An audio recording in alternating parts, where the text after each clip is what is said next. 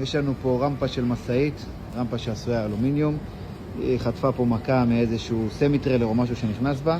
מה שאני הולך לעשות עכשיו זה בעצם אני הולך לחתוך את כל הקטע הזה. הנה עד הסימן, לחתוך את הקטע הזה, להוריד אותו.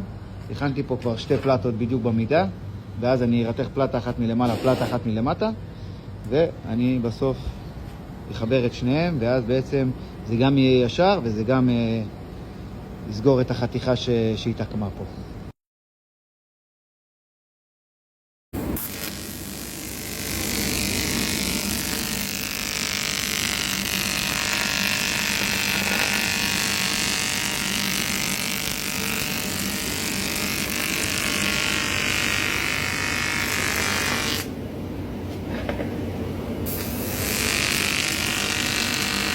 אז זהו, זה התוצאה הסופית.